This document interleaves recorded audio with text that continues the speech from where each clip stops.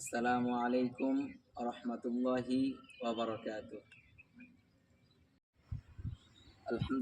আলহামদুলিল্লাহ ওয়াহদা ওয়াসসালাতু ওয়াসসালামু আলা মান লা নাবিয়্যা বা'দা আম্মা বা'দ।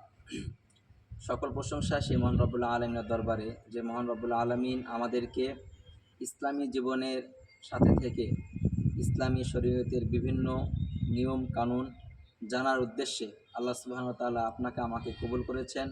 সেই মহান রব্বুল আলামিনের দরবারে লাখো কোটি শুকরিয়া আদায় করছি। সকলে বলছি আলহামদুলিল্লাহ।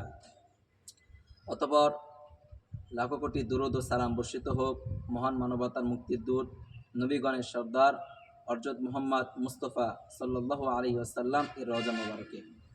প্রিয় উপস্থিতি, আপনারা অনেকেই চিন্তিত হয়ে আছেন এই পবিত্র মুহররম মাসে কয়টা রোজা রাখবো বা রোজা রাখবো কিনা, এরকম চিন্তায় আপনারা নিমগ্ন রয়েছে। তো আজকের ভিডিও তাদের জন্যই, যারা মুহররম মাসে কয়টা রোজা রাখবেন এ বিষয়ে যারা চিন্তিত।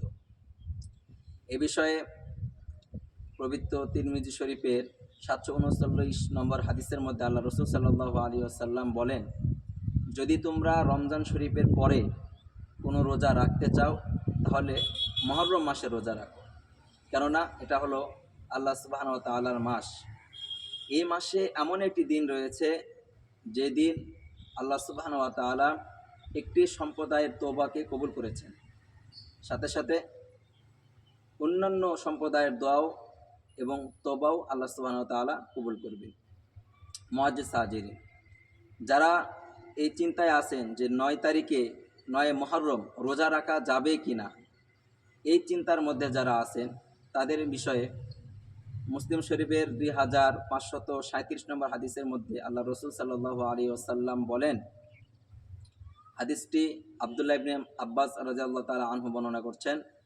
তিনি বলেন, আল্লাহ রাসূল সাল্লাল্লাহু আলাইহি ওয়াসাল্লাম যখন মুহররম মাসে 10 তারিখে রোজা রাখতেন এবং সেদিন রোজা রাখার নির্দেশ দিতেন। অতঃপর হিজরতের পর, মদিনায় হিজরত করার পর লোকজনরা রাসূল করিম সাল্লাল্লাহু আলাইহি ওয়াসাল্লামকে বললেন, ইয়া রাসূলুল্লাহ, ইহুদি নাসারারাও এই দিনকে সম্মান করে তারা রোজা রাখে। অতঃপর আল্লাহ রাসূল সাল্লাল্লাহু আলাইহি ওয়াসাল্লাম বললেন, আমরা আগামী বছর থেকে 9 তারিখেও রোজা রাখবো ইনশাআল্লাহ। তো সম্মানিত উপস্থিতি, এই দুই হাদিসের বর্ণনা অনুযায়ী বোঝা যায় যে আশুরার রোজা আমরা 9 তারিখকে সাথে মিলে রাখতে পারি। আল্লাহ সুবহানাহু ওয়া তাআলা আমাদেরকে তৌফিক দান করেন, আমিন।